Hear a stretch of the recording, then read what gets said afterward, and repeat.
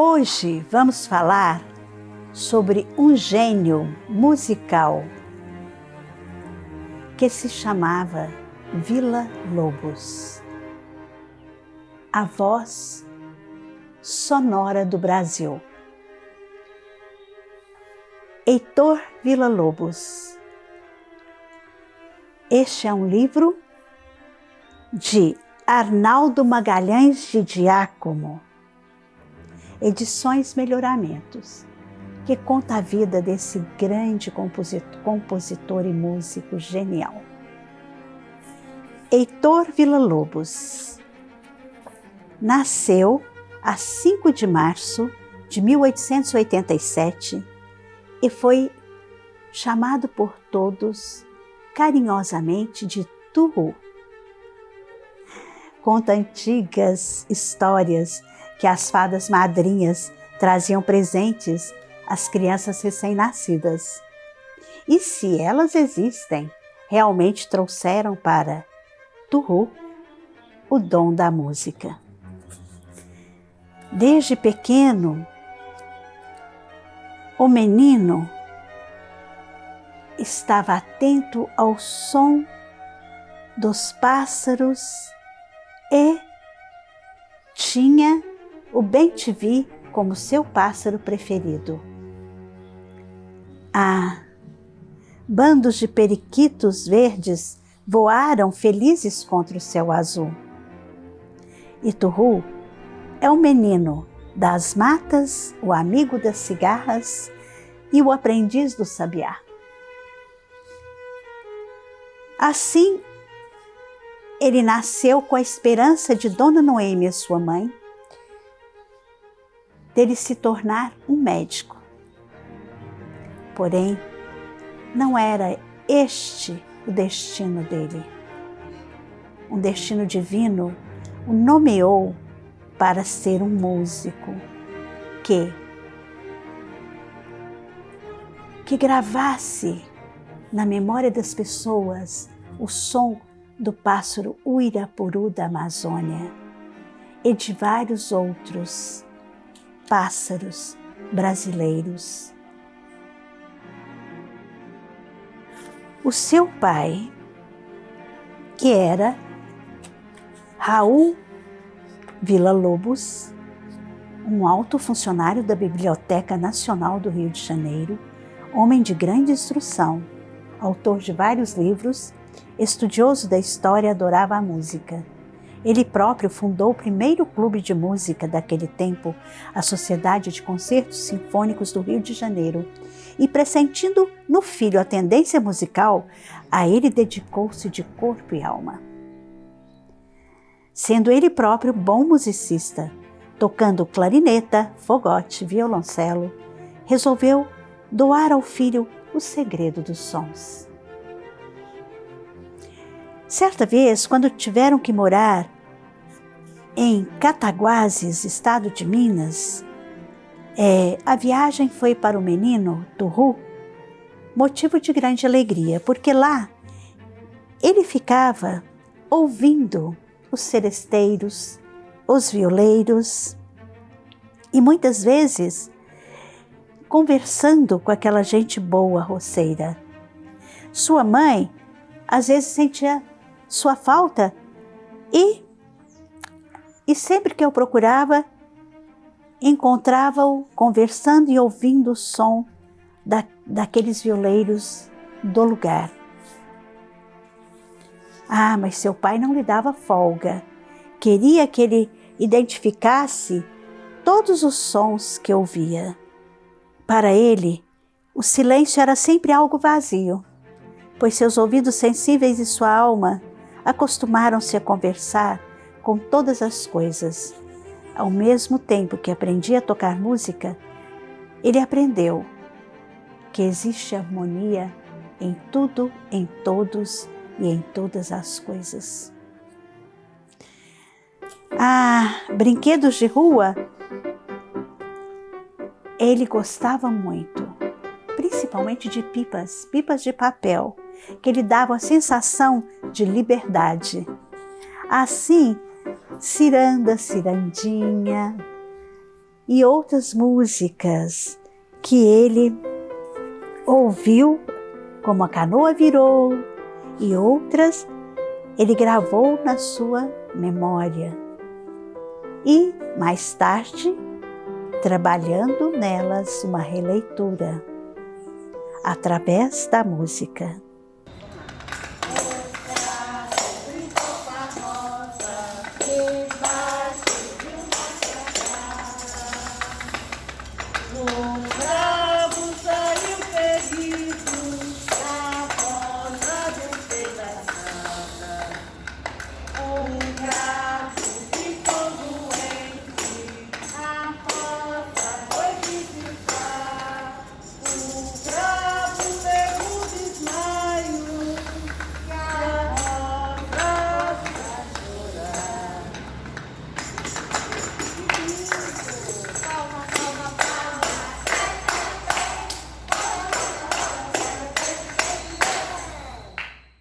Turru sonhava tocar violoncelo e nas calçadas ele sempre estava brincando e cantando com as crianças amigas.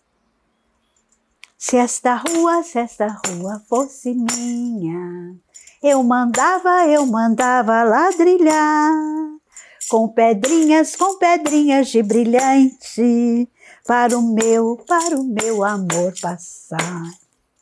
E assim Turru foi vivendo sua infância, e todo ele era uma chama, uma força que se voltava para a música. Ele sempre criava pequenas melodias, eram cançõezinhas simples, cantigas de menino. Um dia, infelizmente, seu pai morreu. E, antes de morrer, como Turru sempre manifestou o desejo de tocar violoncelo, ele consertou o violoncelo e deixou ali para que Turru pudesse tocá-lo. Dona Noêmia Monteiro Villa-Lobos era mãe carinhosa. Na falta do marido, desdobrou-se em trabalhos e canseiras. Ela que fora acostumada ao conforto e à vida tranquila, aceitou trabalhar para fora. Procurava manter a casa e sustentá-los e fazê-los seguir os estudos. Sonhava para Turru a carreira de médico. Porém, o menino seguia o seu caminho musical. E assim, ele foi criando suas primeiras composições, os sedutores para piano e canto, a pedido da mãe. A própria letra da canção era do menino. Outras pequenas peças perderam-se no passado. Um dia, ele, tendo à mão um desses instrumentos, compôs uma melodia. Como ele ia jantar com um amigo nesta noite, serviram-lhe panquecas, pois sabiam ser o seu prato preferido. Heitor Villa-Lobos não hesitou. Panqueca, seria esse o nome de sua música? Ah, quem não gostou nada do caso foi Dona Noêmia, sua mãe. Músico não queria o filho sendo tocador de violão. Logo, esse menino pode acabar sendo um boêmio. Ela o queria doutor, sisudo e renomado. O que Dona Noêmia não reconhecera era a predestinação do filho para a música. Mais cedo ou mais tarde, ele faria dessa arte o único objetivo de sua vida. Assim, a sua juventude no Rio foi o contato com a música dos seresteiros e, em noites enluaradas, ele ficava ouvindo-os na janela onde estudava para prestar o concurso, ou o que chamamos de hoje vestibular para a medicina. Mas esse menino Turru, que cresceu, mas que continuou sendo criança, ele queria, como pessoa curiosa que era, queria viajar, queria conhecer outros costumes, queria conhecer o Brasil. E assim, ele precisava romper com a mesmice. E assim, sem recursos financeiros, vendeu os livros do pai, que ficavam ali sem uso. Ele mesmo pensou, se meu pai fosse vivo, ele iria querer me ajudar. E assim seus livros foram vendidos. E Villa-Lobos parte para o Nordeste, para entender aquela cultura tão popular brasileira. Tinha febre de ouvir e conhecer coisas novas. E ele encantou-se com a viagem. Visita a velha Bahia. Visita esta terra cheia de tradições e mistérios. Quantas histórias bonitas escuta da boca dos baianos comunicativos. Ali no Largo do Pelourinho, os escravos eram castigados. Villa-Lobos percorre o mercado colorido. Ouve a fala arrastada e aberta dos vendedores. Quem quer comprar? Está barato, aproveitem! Tantas coisas, colares de pedras, figas de Guiné, camarões secos.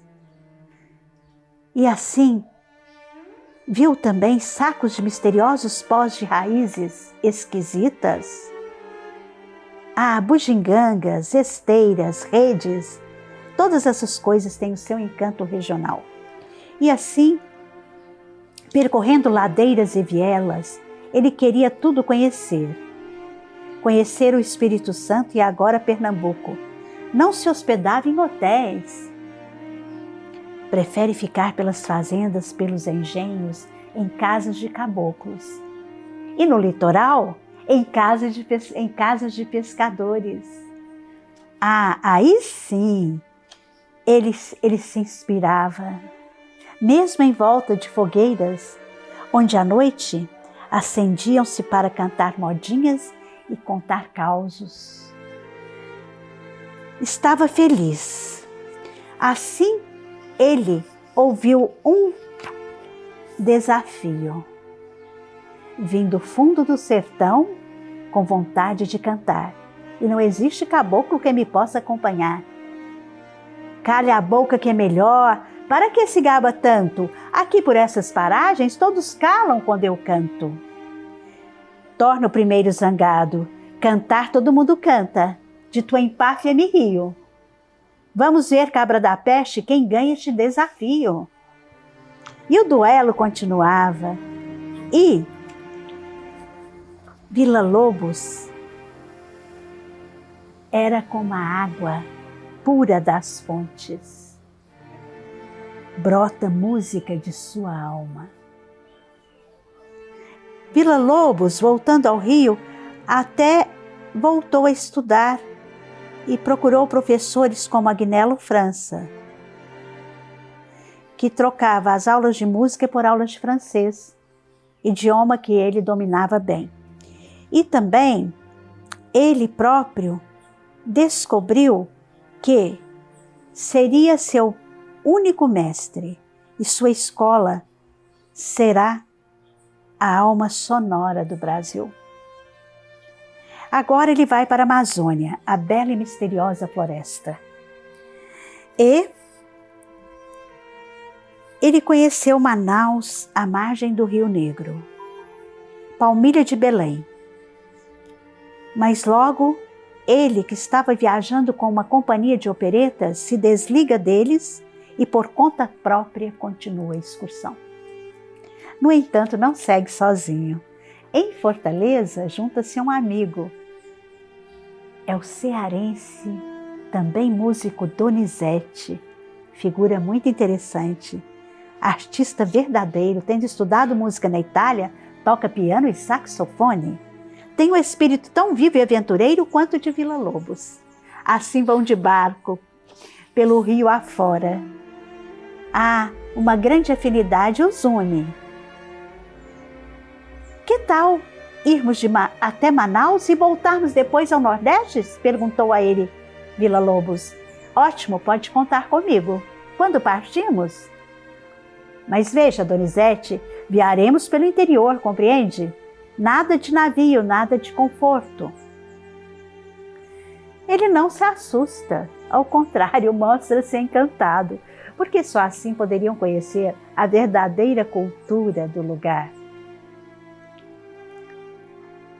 E assim, viajando de canoas, de barcos e palmilhando tais paragens dos matos cerrados e pântanos, eles até dentro desta canoa passaram por várias dificuldades, inclusive seus instrumentos, que um dia a canoa virou. A canoa virou. Quem deixou ela virar? Quem deixou a canoa virar? Foi por causa de Villa-Lobos, que não soube remar. E vejam, os instrumentos caíram dentro do rio.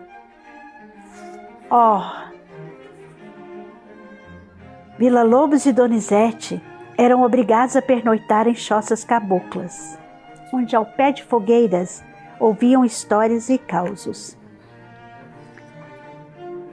As histórias de assombração eram contadas por aquelas bandas e eram de arrepiar os cabelos. A lenda do Irapuru, que bela lenda! Do pássaro que foi alvejado por uma flecha de uma índia e acabou se transformando num índio. E assim, nessas andanças despreocupadas, parando em cidadezinhas, ouvindo lendas e crendices, eles não se davam conta do tempo passar. E esta viagem durou nada mais, nada menos do que 3 anos. E um dia, eles voltaram. A família já estava preocupada com ele. Onde andará Heitor? Dizia Dona Noêmia. Um dia, para surpresa de todos, o moço volta. Vem tostado de sol, curtido do vento, sadio, alegre, cheio de vida. Jesus, veja quem está chegando, mamãe, disse o seu irmão. Turru voltou. Não é possível, ele mesmo, meu filho. A mãe chora abraçada a ele. E assim, todos deram graças a Deus pela sua volta. E Heitor se entusiasma contando todas as passagens desta viagem ao interior da Amazônia.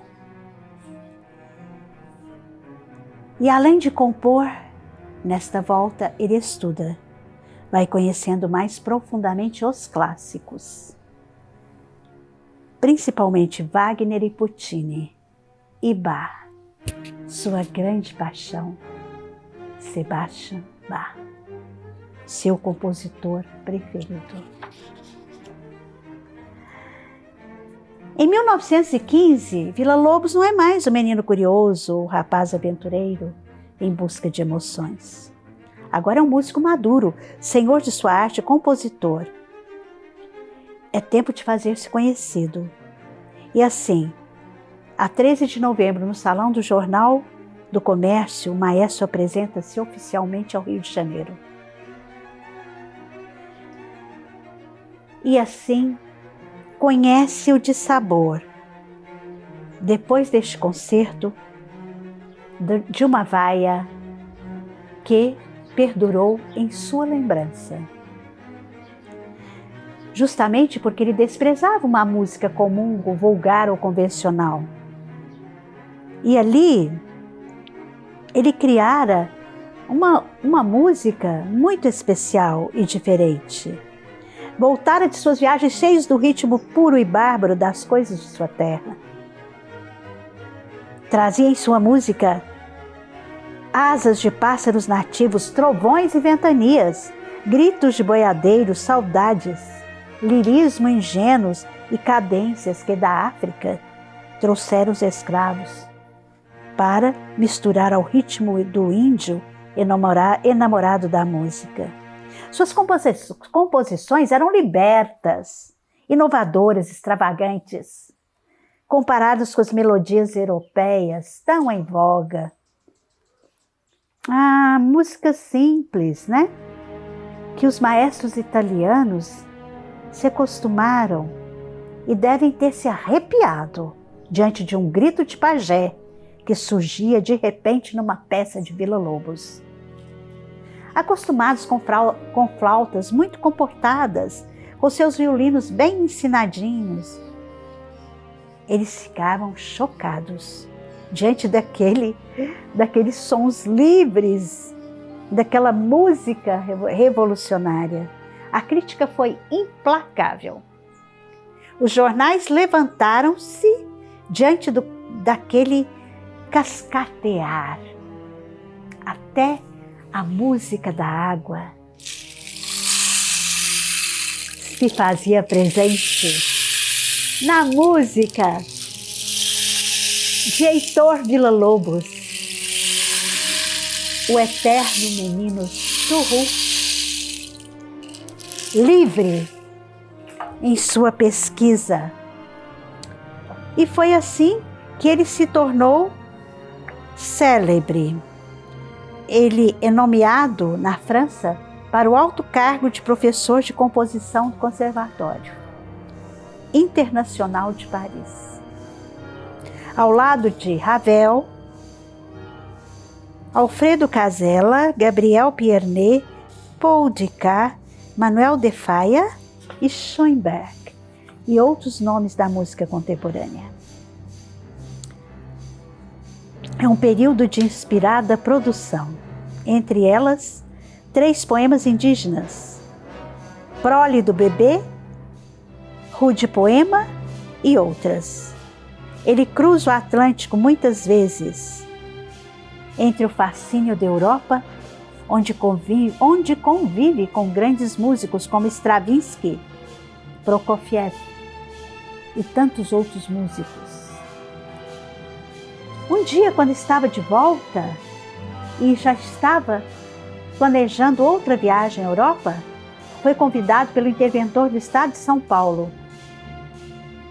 que aceitaram um antigo plano do maestro sobre educação musical. Aí que ele vai trabalhar com jovens pelos caminhos da música. Reúne-os aos milhares.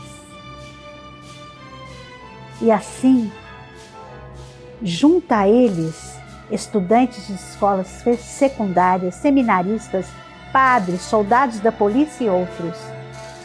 Quando Villa-Lobos apresenta mais de 10.000 vozes unidas em coros orfeônicos maravilhosos,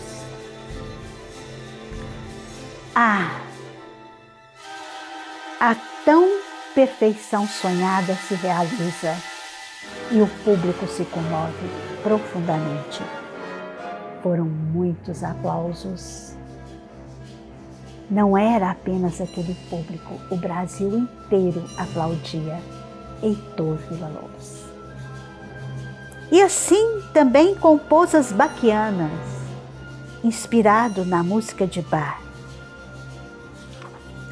E nas Baquianas, tinham cantos de coreto, ponteios, cantigas, choros, quadrilhas, cantos de pássaros, cantos de criança, procissões singelas. Tudo isso desfila nessas melodias que guardam no feitio as lembranças de Sebastian Bach. Grande Villa-Lobos. Villa-Lobos percebeu os sons humanos do cotidiano, a música que inseria em suas composições, inclusive nas baquianas. E assim esse grande maestro já regia para muitas pessoas.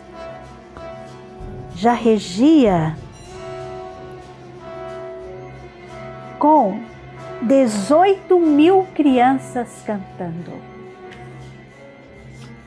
Trabalha sempre o maestro com as crianças e para as crianças.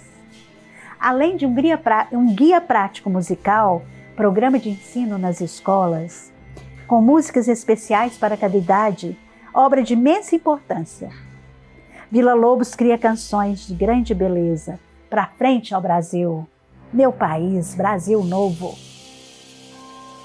E também a época era do bailado para orquestra, Papagaio de Moleque, onde a música retrata o antigo gosto do maestro pelos papagaios de papel. E depois trabalhou com o grande Anísio Teixeira, o arte-educador, um dos primeiros brasileiros.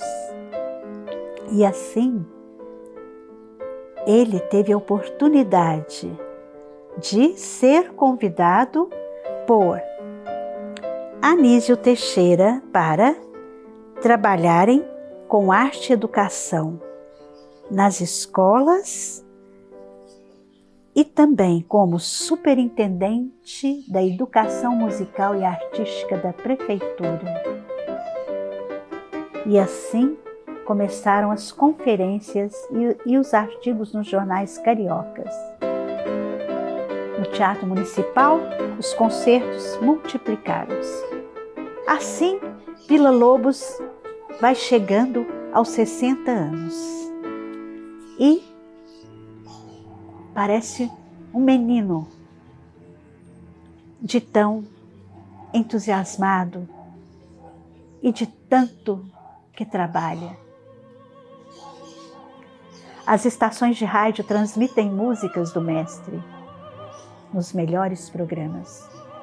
Os jornais publicam entrevistas e fotos. É o apogeu, a glória. Só que, depois deste tempo cheio de aplausos, ele adoece. E Villa-Lobos é internado num hospital. Este grande compositor, com um trabalho incessante, é obrigado a ficar numa cama até que ele se recupere e, depois de feita uma cirurgia necessária, ele volta à cena, mais ativo do que nunca, mais criativo, mais inspirado, escrevendo. E não deixaria de compor para as crianças, para elas, dedicadas e alegres melodias. E aqui suas inúmeras composições para crianças e todas elas que foram escritas para todas as idades, terminando aqui a sua história. E assim, depois de fazer esta trajetória e saber ouvir a voz do povo, a voz das coisas, a voz dos sons, e sempre estando numa cidade pequena, ouvindo com interesse, no meio do povo, a banda municipal de alguma cidade, sentindo aquele gosto e prazer de ver músicos tocando em pleno domingo matinal, Villa-Lobos ficou na história, com sua participação, com seu interesse em aprender, com sua humildade e curiosidade e, é claro, com a sua imensa criatividade, se tornando a voz sonora do Brasil.